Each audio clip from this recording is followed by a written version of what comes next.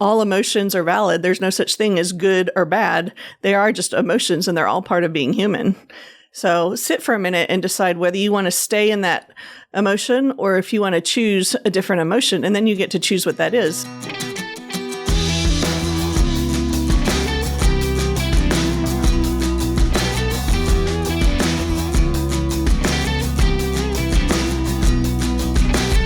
Welcome back to the Dr. Crockett Show. I'm your host, Dr. Susan Crockett.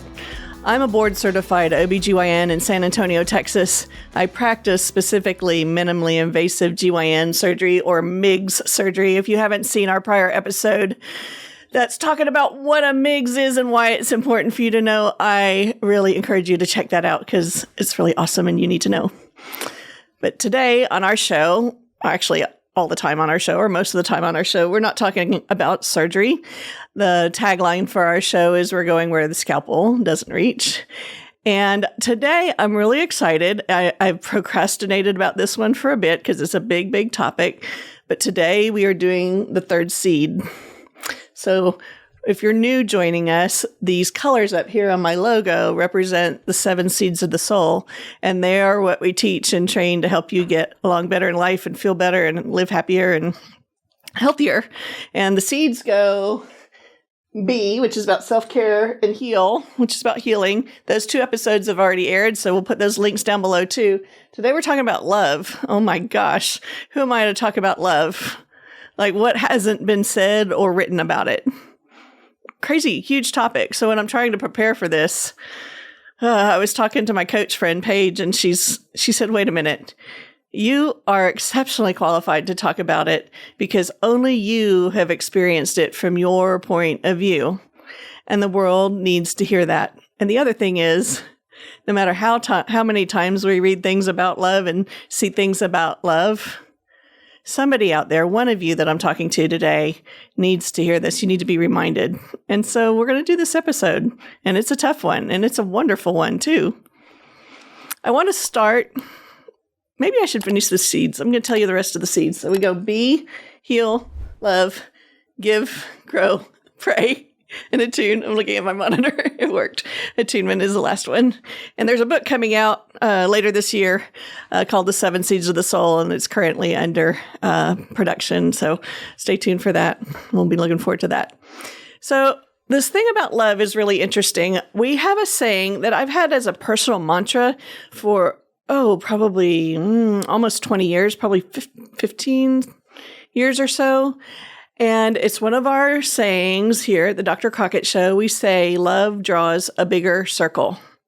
And I have my circle here. I don't know if you can see it, but on that circle, it says love in the middle. And then all the way around it again and again and again, it says, love draws a bigger circle. Love draws a bigger circle. I came up with that at a time when I was expanding my circle of friends. It was kind of when the internet chat rooms and forums were new. And I started using that as my signature line underneath my name. Love draws a bigger circle. So there are a couple meanings behind that. One is it is open to others. It's inclusionary, and it draws a bigger circle of inclusion around people that are not like us. But there's a double entendre here. I love those. That means a double meaning. Love also draws a bigger circle. So if you're looking to be somebody who is increasing the number of relationships and connections that you have in the world, a great way to do that is through love, because it draws people to you. It makes them want to be around you more. And so today we're going to talk about a little bit about what love is and philosophy, but then we're also going to talk about how to increase your emotion or your feeling of love in your life. It's a big topic. One quote that I really, really love actually comes from 1 Corinthians, is the whole Bible verse about love is patient and love is kind. And the last week, I keep having this verse, the beginning of it, come back to me again and again and again, but it's a little differently. It's love is exceedingly patient and abundantly kind. I've just had that going through my head again and again. Love is exceedingly patient and abundantly kind. When we think about what love is and how we move in this world, You can talk about it from a romantic perspective. You can talk about it from a parent-child perspective. You can talk about loving the room you're in or the work that you do. You can talk about loving God. You can love your neighbor. You can talk about God is love. There's a Bible verse that says God is love. In fact, kind of my belief that Jesus was love incarnate, come to earth, come to the world. That's kind of what he was, the whole metaphor of love. So when people are saying, what would Jesus do? I'm really thinking, what would love do? And how should I respond in that way? One of the ways that this becomes really helpful in my practice and in helping people be well is to realize that love is the opposite of fear. A lot of people think that the opposite of love is hate, but that's not true. Fear is the opposite of love.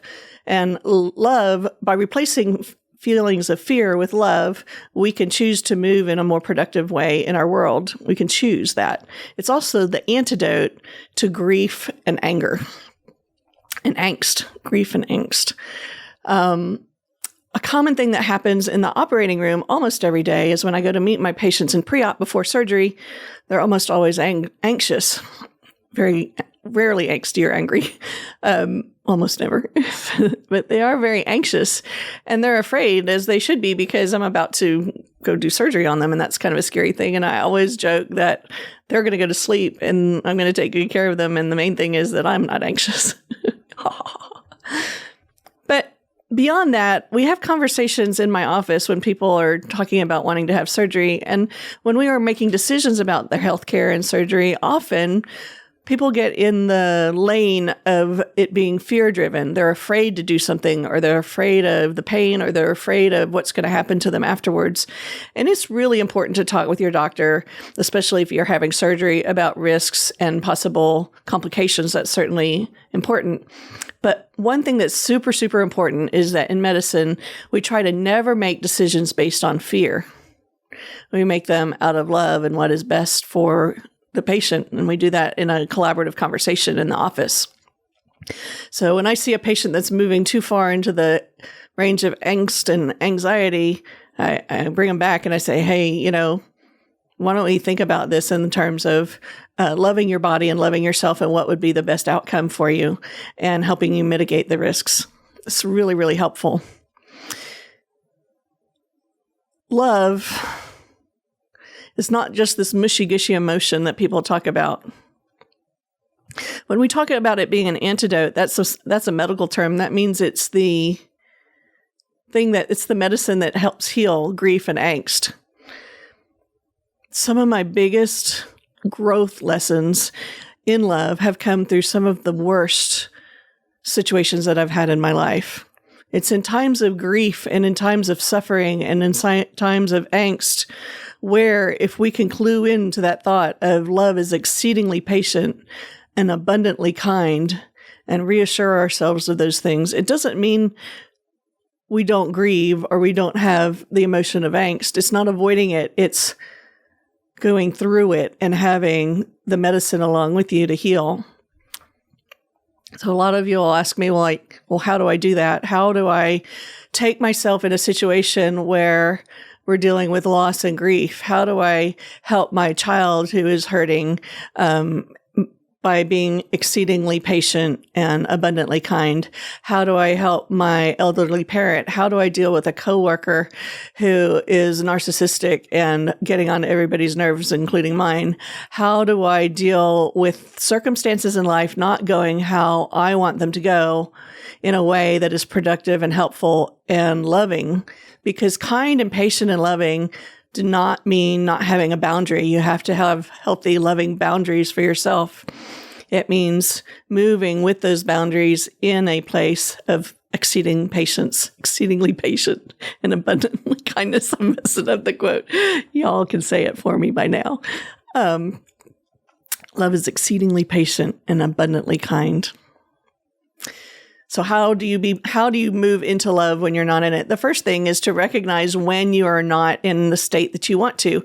Our emotions, whether they are happy or sad or disappointed or frustrated or loving and kind and sweet and patient, our emotions are caused by our thoughts, and they are vibrations within our body. They are energy moving through our body. And if you've never thought of it this way, I want you just to take a second, maybe pause the podcast for a second. If you're driving, don't do this. But if you're watching from home, pause the podcast and close your eyes and just pay attention to your body. Where do you feel energy in your body? Do you feel a pit in your stomach? Do you have a heartache in your chest? Do you have a vibration in your hands that's warm and tingly? These are those hallmarks of emotions. So the first thing you need to do is be present. Get out of your head about what you're thinking about all of this stuff and the spinning that's going on in your brain, and be present with your body and identify the emotions that are working through your body. This takes some practice. And if you've never done this before, this is a great way to lead into learning how to manage your thoughts and emotions. This is what we teach in life coaching. And for those of you that don't realize, I'm not just a surgeon, I'm also a certified life coach. So you get both. The second thing is, after you have identified your emotions in your body and you're present with them, then you need to think to yourself, do I want to be in this emotion right now, or do I want to choose a different one? Do I want to choose a higher vibrational energy? The highest vibrational energy, of course, being pure love.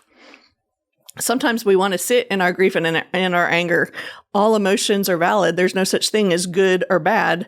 They are just emotions, and they're all part of being human.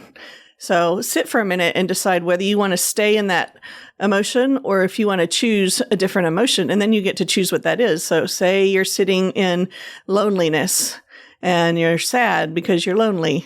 Well, how do you choose an emotion of love when you're sitting in a situation that's causing you to have thoughts that are creating that emotion? There's two ways you can do this, and I'm going to tell you right now. One way is to look internally at sources of love. You can look at your memories and your thoughts of loving circumstances and situations that you've had in your life. Maybe remember the love of your spouse or your child or your parent, or the beauty of a flower, or the loving thing that happened the other day with you and a friend. You can think about examples of love that you've seen outside of you. Like, what have you read in a book that is an example of love, or seen on a television program? Or how has love been extended to you in the past? The second way you can do this is to reach even further externally, which would be to reach for a higher power. Some people would call that God. Whatever you like to identify it as a spiritual power, you can tap into our surroundings, our universe, the energy in the world, and you can tap into that feeling of love. It's a vibrational energy that exists all around us. By doing that, you can actually bring that into your body. You can imagine it coming in through your head if you want. I find that helpful. I like to think of myself at times as a conduit of God's love coming through me and extending out to others. So when I'm in that mode and I'm thinking that mode, even when I'm in difficult circumstances, it allows me to look at people through that eye of love, of that exceedingly patient love, that abundantly kind nature. And it changes the circumstances. And I'm sorry, it doesn't change the circumstance. It changes my feelings within the same circumstance and gives me healing and peace and joy. So I want to leave you with this, dear friends, today. My favorite Bible quote about love is this one, of course: love never fails. Love is stronger than everything. Love is even stronger than death. You know, so many times when we're dealing with loss and things don't go the way we want, whether it's the loss of a relationship, the loss of a dear or a loved one, we think that it is the end of love. And one thing that I was taught at a very young age is that's not true. The love that you have for that person, the love that you're grieving, is still in you. That love is still there. It doesn't go away just because they're not there. Love never fails. Have a wonderful week, my friends, and I'll see you next time on the Dr. Crockett Show.